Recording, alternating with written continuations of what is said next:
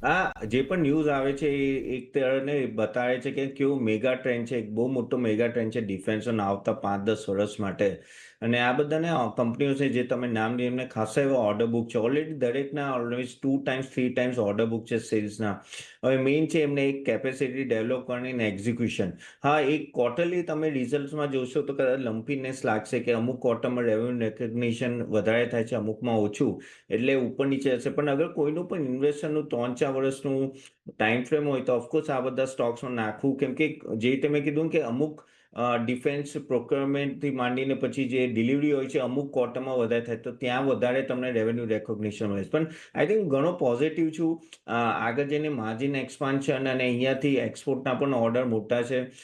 અગર તમારે ટોપિકની વાત કરીએ તો આઈ થિંક જે આજે તમે નામ લીધા એમાં આઈ થિંક BL અને મેઝાગોન એ મારા ટોપિક રહેશે. અહીંયાથી મને લાગે છે હજી પણ એક સારી એવી બઢત આ બે સ્ટોક્સમાં જોઈ શકાય છે આગળ જઈને. ઓકે, તો BEL